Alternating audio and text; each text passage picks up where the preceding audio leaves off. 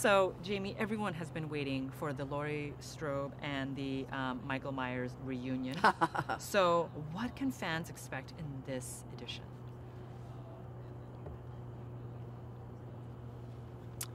So, I think what fans can really expect is the truth. The truth about what happens when you have a trauma 40 years ago. It's a movie about trauma and generational trauma, and really at its core, it's about a young woman whose life was altered by this random act of violence. And hopefully it resolves with a woman being able to take back the narrative of her life away from her perpetrator. Let's talk a little bit more in detail about your character. Where did we leave her 40 years ago, and how will people relate to her today? The last time anybody saw Laurie Strode, she was in the hallway of her house. Michael Myers had been shot by this savior, this doctor who she didn't know. And the last thing she said in the movie to the doctor was that it was the boogeyman, that she understood through the trauma of what occurred that there is a pure evil and that this creature was the boogeyman. That was the last time we saw her. Now, 40 years later, we find her living in isolation. She's had her child taken from her years ago.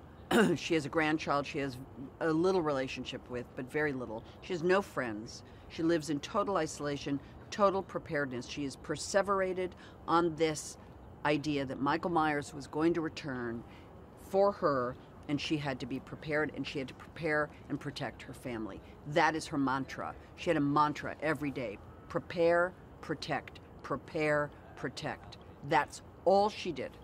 Eat, drink, sleep, prepare, protect.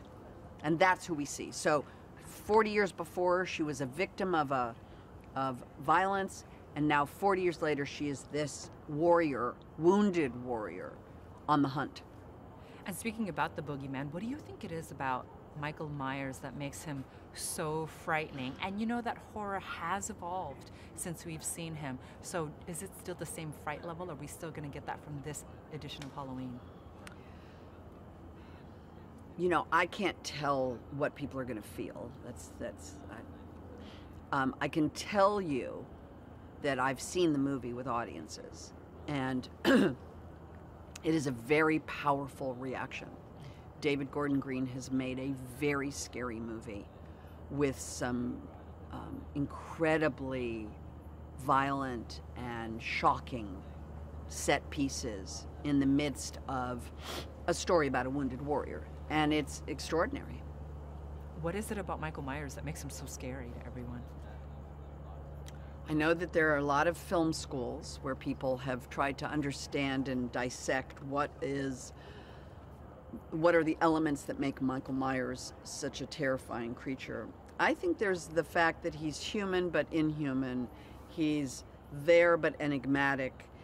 He is faceless, emotionless, and yet impervious. And that combination is just terrifying. It's hard to explain why.